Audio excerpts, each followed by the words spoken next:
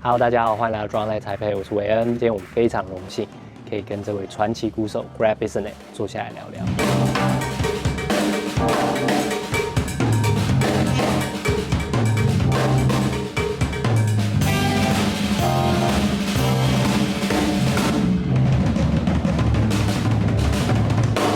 在开始之前，先让我为大家简介一下这位我们必须认识的传奇。Gregg 的特别之处就在于他可以自由地穿梭在摇滚、放克、爵士，甚至是流行音乐之中。他已经和 Beatles 的鼓手 Ringo Starr 巡回了20多年，也曾经参与过 David Lee Roth、Toto、Santana 这些巨星的专辑录制。有可能这些音乐你没听过，但六人行、欲望城市，甚至是美国派。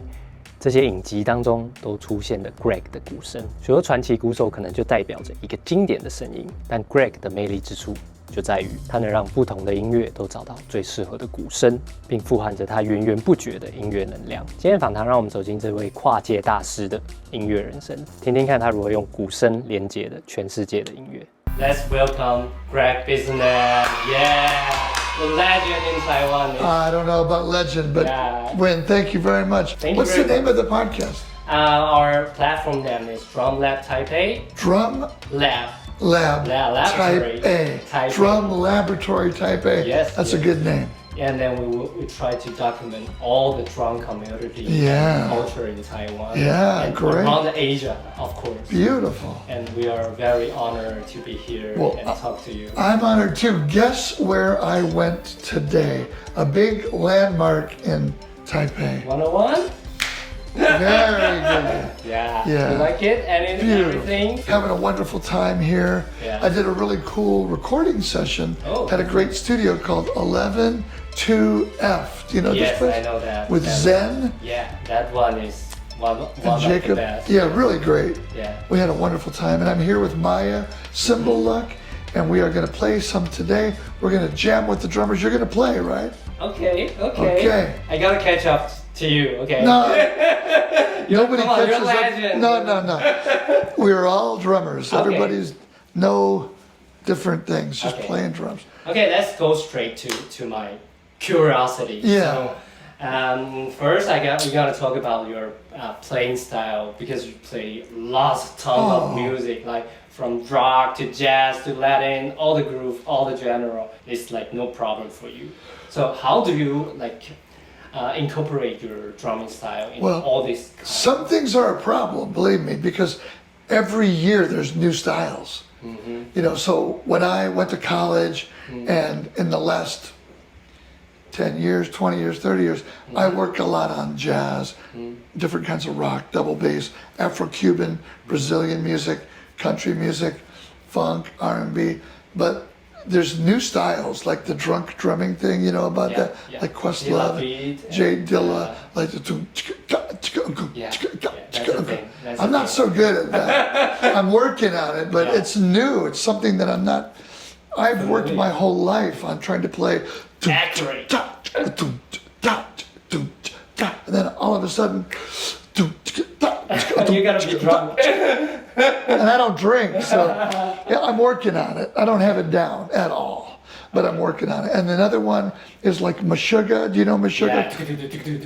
I can play the feet. But putting everything else with it and playing the fills, it's hard. Whole other level. Whole other level. Thomas Hawker, Meshuggah. So you can be very nice and say that I can do all styles, but I can't do all styles. Believe me, there's a lot of styles that I'm still working on, and we all have to work on. Maybe my stylistic difference are different than yours, but you could probably do a lot of things I can't do. It's all about what we like and what we work on. But the big point here is, if you want to be a recording session musician and you want to tour with different bands, you have to try to play everything. You know, if you show up at a recording session in LA, they don't call you and say, Win, are you pretty good with doing Brazilian sambas? Or Win, can you play real fast jazz bebop? They just call Win and you show up and you play it. Yeah. So I hope they don't call and say, are you really great at drunk drumming? They don't ask. Working on it. Working on it. But they don't ask, man. You just show up and you play. And if there's something you can't do, they probably won't call you back. Yeah. So that's the competition element. Preparation for all kinds of You have to prepare. And now, because we have, in the last 20 years or whatever it is, 30 years, we have the internet. We have YouTube, Instagram, Facebook, TikTok. You have everything at your fingertips. So you have Drumeo, Drum Channel. Yeah. Everybody's got a YouTube channel. There's all these podcasts. You can learn so much by just having your phone when you practice. Yes. It's a lot easier to get better. That's why there's so many like 3-year-old amazing drummers. Because it's all there and they see it and they go, oh, okay, I should be able to do that. Yeah. And they do. I played with the band 2 days ago. Was it yesterday? Yeah, it was yesterday. I played with Jay Hall. You know Jay Hall? No. Oh my gosh. They are 11 and 13 and 13. Whoa. The piano player Yeah. is 11 years old. Wow. His name is James. And then the bass player is 13, the guitar player is 13, and the drummer is 13. And they are phenomenal. Killing it. They played a song called Yellow Jacket, and it's in, you know that song? Yeah, I know that one. It's in 3/8. Yeah. 1, 2, 3, 1, 2, 3. But then it goes to, that eighth note becomes 1, 2, 3, 1, 2, 3, 1, 2, 3, 1, 2, 3, 1, 2, 3. And they killed it. 11 years old. Yeah, that's genius everywhere right now. So anyway, thank God we have YouTube, we have Drumeo, Drum Channel, Instagram, Facebook, TikTok, everything. Convey all the information from To learn. Generation to generation. Yeah, it's not like you're in Taipei and I'm in Los Angeles and we both can't work on the same thing. Yeah. And you can take lessons with anybody around the world just on Greg FaceTime. That's right. gmail.com. I know that one. And anybody can take lessons or send us files. And we'll play on their songs. It's a smaller musical world than it was years ago. Okay, and speaking of education, you publish all the educational materials and you do the clinic around the world. So I'm curious, what's the fundamental skill do you think is the thing that modern drummer overlooks something? The most important thing that's overlooked with teachers is 继续看下去之前 ，DrumLab Taipei 是以爵士鼓为出发点的音乐文化新平台，未来还有更多有趣好玩的企划，所以不要忘记订阅、按赞、开启小铃铛，才不会错过这些有趣的内容哦。就让我们继续看下去吧。Don't get a kid on the drum set and then take them off the drums and put them on a pad for a year. They're not going to be interested. They're going to stop. Yeah. Let them play on the drum set. Yeah, that's the thing. And get them to play with other musicians. A drummer and a bass player.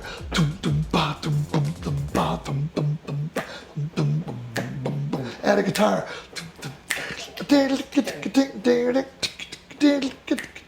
And the keyboards. The horns, play together, play with other musicians. Interact. I mean, rudiments are very important. The flam, the 5-stroke roll, the paradiddle, the flamacue, the ratamacue. Yeah. But that's not more important than playing beats. Yes. If you're playing in a jazz band, Buddy Rich could not read music, but he would go,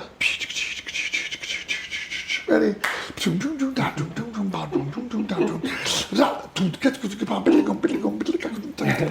He's not reading. The beginning should not be the rudiments. Yes. In the beginning should be boom, bop, boom, bop.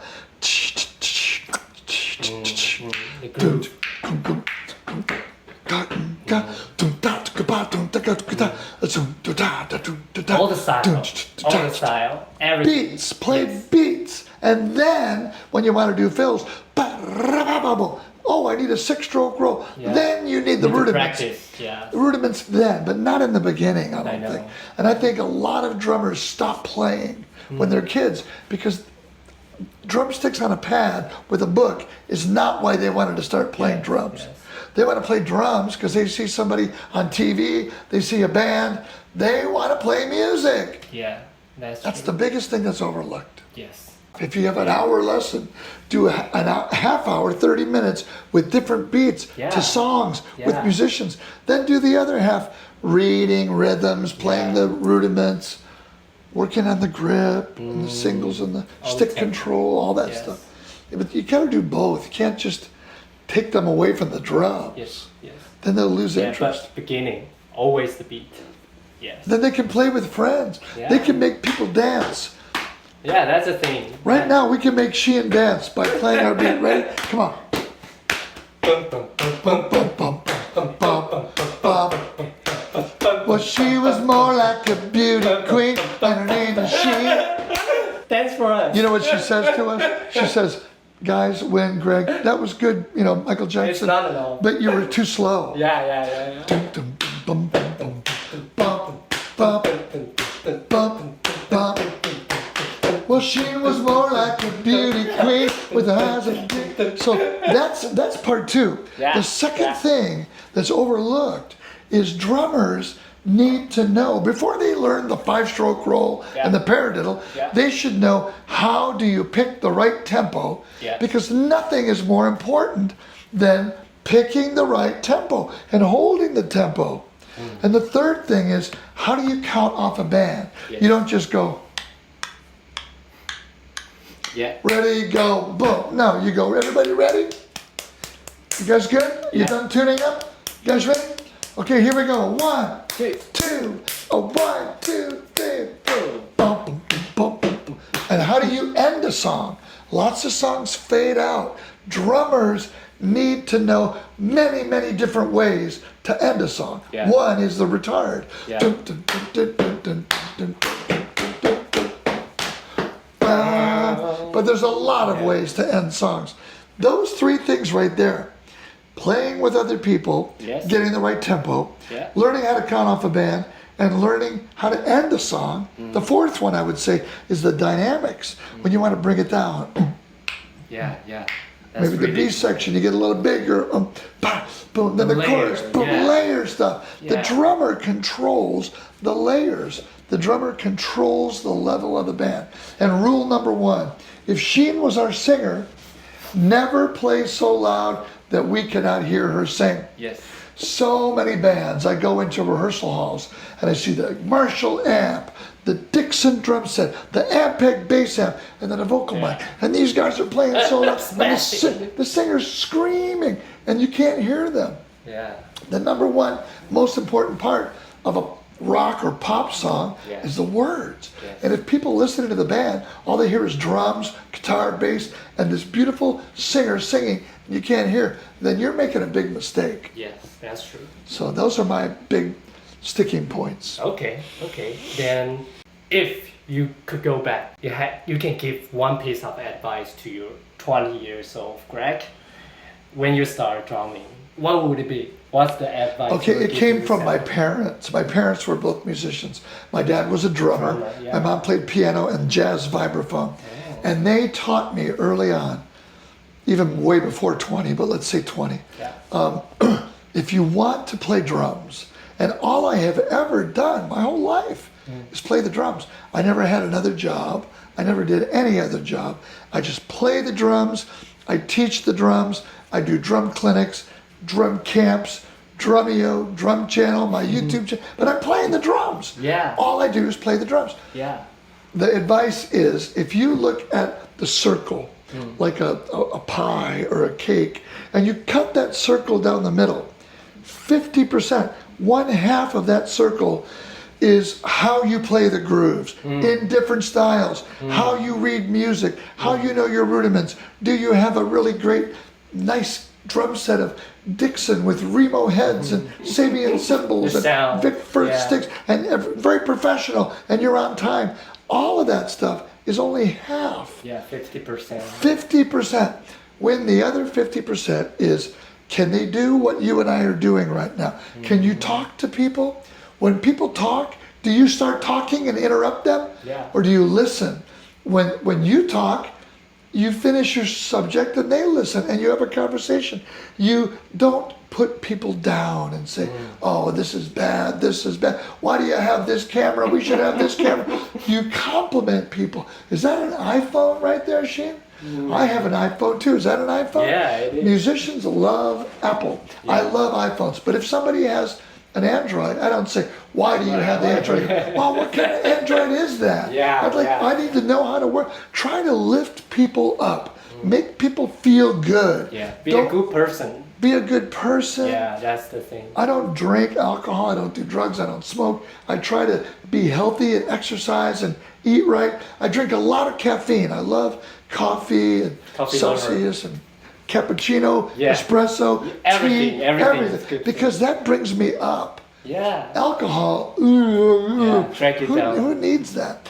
So remember, 50% of it is playing, the other 50% is people. And enjoy being with people. If you don't like people, this is not a good job for you. Yeah. Because if you don't like people, you should be in a little room with your computer going, here's the stock market thing for today, or whatever. I would never want to do that. Yeah. I need to be with people, looking sheen in the eyes, looking win in the eyes, making people laugh, talking, having fun. And I pray. Enjoy the moment. Every morning as a kid, I would pray. And every night, God, please help me be a drummer. A drummer that could go around the world and have other drummers know who I am and play music for people. And here I am in Taipei, Taiwan, 15 hours by phone away. It's already 15 hours back. And I was in London 2 weeks ago, and then Manila, Kuala Lumpur, Jakarta. I'm going on tour with Ringo next week. And I just love being around musicians. And when you play music, you give people a gift. You give them joy. And then when they dance and they smile and they laugh or cry, that's why Ringo tours. Ringo's 85 years young. He's in amazing shape. He eats great. He exercises great. He doesn't go on the road because he needs money. He doesn't need money. He goes because he loves making people feel great, giving the love of his music and getting that love back. That's like a drug you can't take. You can't drink enough coffee to feel the love. Nothing can compare. Nothing can compare. That's why Ringo Starr and Paul McCartney and Sting and Bryan Adams and Taylor Swift doesn't need money. She loves making people happy and feeling that. About the love, about the moment. Oh my gosh, So that's what it's about. Yeah. One more. Bonus question. Yeah. Do you have what's the biggest difficult challenge for you in your musician journey? Okay. Yeah. The biggest musical challenge with my playing. Musician challenge in your life. Drunk drumming. Just drumming. Because I learned every style that I play well because I loved the music. I loved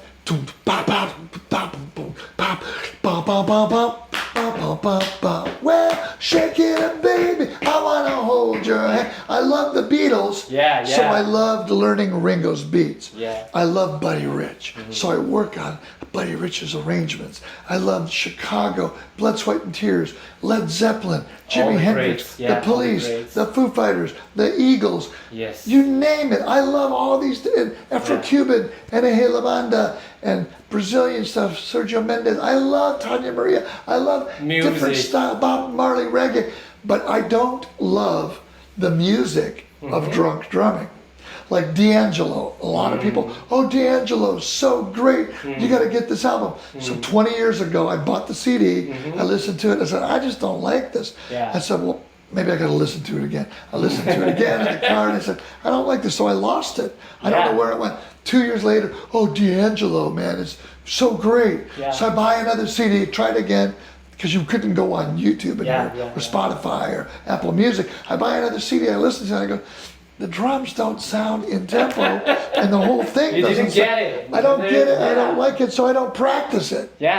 So if it's not fun to practice, you're not going to be good at it. So I'm not very good at it, and that's my biggest challenge. Trying to play something I don't really like. I know. But as a session musician, I need to put away my like and dislike and just learn it. So I go on YouTube and I hear drunk drumming drummers play with no singing and no bass and guitar and keyboards. And I like I can deal with the drumming. Like I like Anderson .Paak a lot. And I like his music. Great one. He's one of the few that I really like that kind of drunks it up. And I like certain things, but I got to listen to the drums and learn how to do it. Because right now I can only do one beat.